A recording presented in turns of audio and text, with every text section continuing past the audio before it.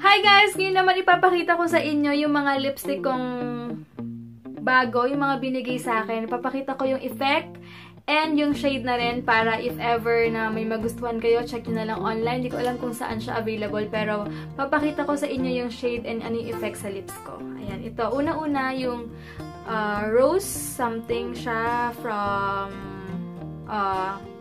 Australia. Ayan siya. And ito siya. Ang cute kasi di ganito siya. Oh, kiniklip siya. Ayan, ito siya. Ayan.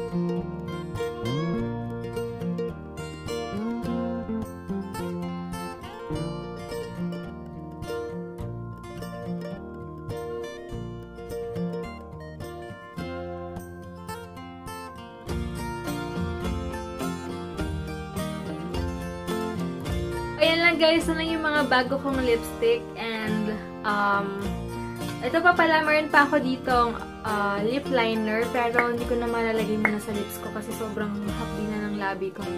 Alam niyo na, ito siya. Wait lang. Ito siya. Medyo ka-color din ito. Ayan. Tsaka ito medyo red naman siya.